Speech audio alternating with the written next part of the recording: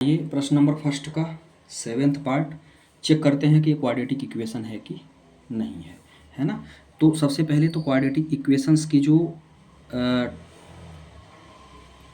Standard form होती है वो क्या होती है, वो होती है A X square plus B X और प्लस सी, जो होता है 0 के बराबर। ठीक है, क्या होता है, 0 के बराबर होता है। ठीक है, और इसके बाद वही होनी चाहिए, मेरी डिग्री 2 होनी चाहिए।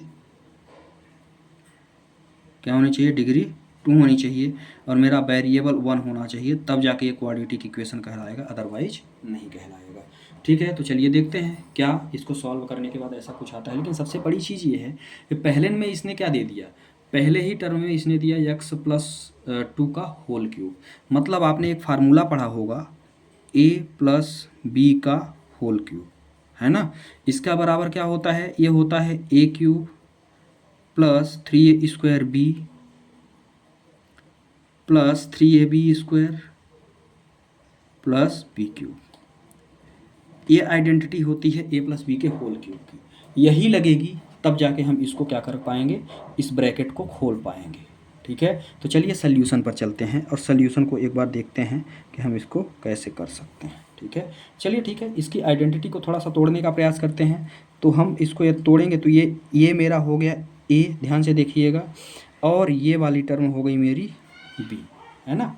अब इसको करने का प्रयास करते हैं। पहला क्या बोल रहा है, a क्यूब, क्या बोल रहा है, a क्यूब। तो सबसे पहले मेरा क्या होगा, x का क्यूब, है ना, प्लस क्या बोला है 3a स्क्वायर बी, मतलब 3 इंटू एक्स का square plus into 3a square b into 2, b क्या है 2 है, ये मल्टीप्लाई है ना, ध्यान से देखिएगा, आ गया समझ में, इंटू 2। फिर क्या बोल रहा है अगले में बोल रहा है 3ab स्क्वायर, मतलब 3 इंटू एक्स इंटू, और b का मान कितना है 2, तो ये हो जाएगा 2 का स्क्वायर। ठीक है, फिर इसके बाद बोल रहा है बी क्यूब का मतलब क्या होता है 2 का क्यूब, चूँकि b का मान कितना है 2 है, तो ये हो जाएगा। फिर इसके बाद इक्वल में ये जो लिखा हुआ है इसको तो अभी हम सीधे यहाँ उतार देते हैं, 2x स्क्वायर माइनस 1।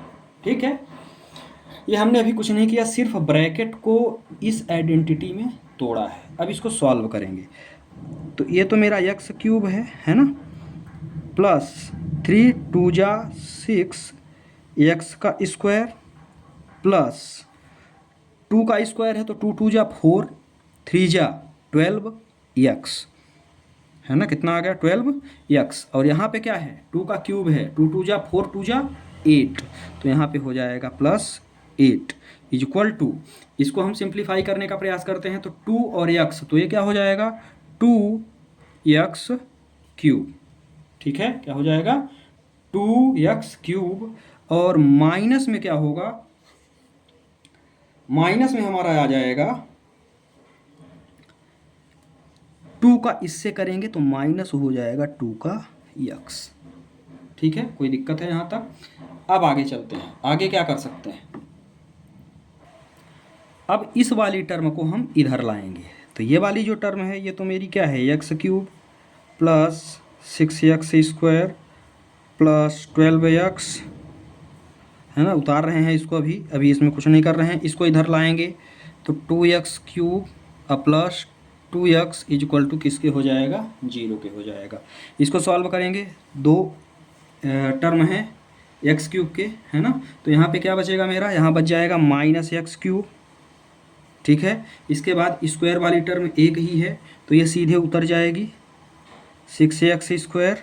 इसके बाद x वाली टर्म कितना है 14x आ जाएगा यहाँ पे, चूँकि ये 12 है और ये 2 है, तो ये हो गया 14x प्लस 8 इक्वल टू किसके हो गया 0 के।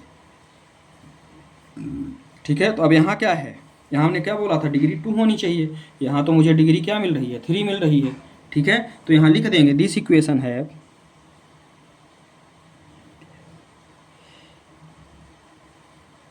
दिस इक्वेशन है 3 डिग्री, कितनी डिग्री है 3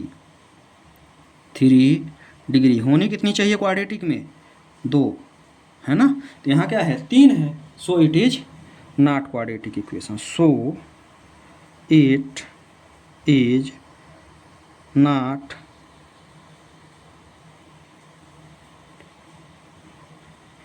क्वाड्रेटिक इक्वेशन।